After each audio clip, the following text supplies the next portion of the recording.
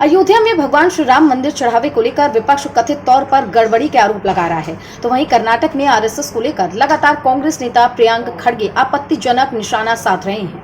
ऐसे में हमारे संवाददाता दीपक खामरा ने दोनों विषयों को लेकर विश्व हिंदू परिषद के अंतर्राष्ट्रीय अध्यक्ष आलोक कुमार जी से खास बातचीत की है। आइए जानते हैं उन्होंने क्या कुछ कहा है। वीएसपी के अंतर्राष्ट्रीय अध्यक्ष आलोक कुमार जी हमारे साथ हैं। आलोक जी, राम मंदिर को लेकर जिस प्रकार विपक्ष विडंबनाएं और तरह तरह के षड्यंत्र रच रहा है, क्या लगता है आपके संज्ञान में कुछ बातें ऐसी आई हो या कोई क्या कुछ विषय लगता है आपको? मैं सोचता हूं कि अगर इस तरह के आरोप कोई लगाता है, हमारे इतिहास में तो ये है कि अगर धोबी भी आरोप लगाता है तो भी जांच होनी चाहिए। और इसलिए राम जन्मभूमि तीर्थ क्षेत्र ने ऐसे आरोपों के लगने पर स्वयं होकर के सरकार से कहा कि एसआईटी बनाओ। एसआईटी बनी है, बहुत वरिष्ठ लोग उसमें हैं। अयोध्या पहुंची तो चंपत जी ने कहा कि मैं यहाँ का महामंत्री हूँ, जांच मेरे से शुरू करो, आपके जो भी प्रश्न है मैं अपने आप को जांच के लिए प्रस्तुत करता हूँ। जांच होगी, उसका परिणाम आएगा। मैं ये मानता हूँ और हमारा ये आग्रह है कि अगर कोई लोग दोषी पाए जाएंगे तो उनको दंड मिलना चाहिए, पूरा दंड मिलना चाहिए। राम जी के एक पैसे का भी अगर कोई अमानत में ख़यानत करता है तो उसको माफ़ नहीं किया जाना चाहिए। पर यह विषय राजनीति का नहीं होना चाहिए। मैंने एक बयान पढ़ा कि सर्वदलीय समिति जांच करे। ये क्या मांग हुई? इसका मतलब है कि अखिलेश यादव और राहुल गांधी जांच करेंगे? क्या उनको अनुभव है? क्या कानून अनुमति देता है?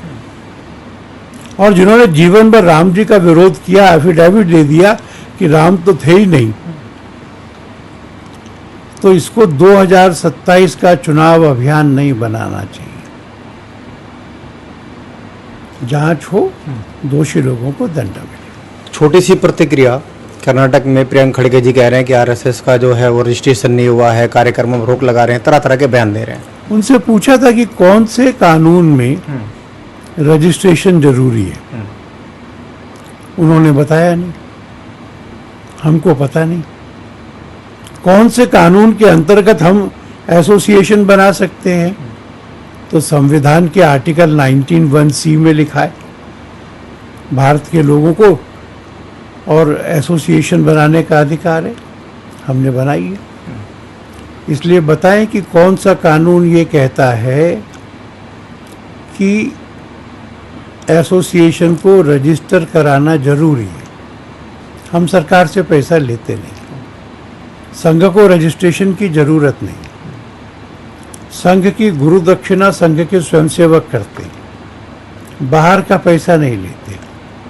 इसलिए central board of direct taxes ने एक सर्कुलर निकाल कर कहा कि प्रिंसिपल ऑफ म्यूचुअलिटी के आधार पर, क्योंकि ये बाहर का चंदा नहीं लेते, इसलिए राष्ट्रीय स्वयंसेवक संघ को अपने इनकम टैक्स की रिपोर्ट फाइल करने की, रिटर्न फाइल करने की जरूरत नहीं। कुछ लोगों ने इसके पहले भी चुनौती दी थी। 2 असेसिंग ऑफिसर्स ने कहा था कि होना चाहिए। पटना के हाई कोर्ट में मामला गया था।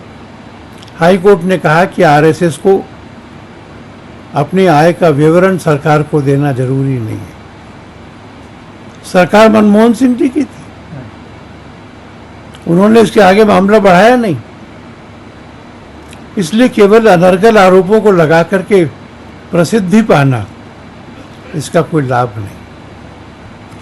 आलोक कुमार जी हमारे साथ थे, जिन्होंने विभिन्न विषयों में हमसे खासा बातचीत की है। दीपक खामरा, सुदर्शन न्यूज, दिल्ली।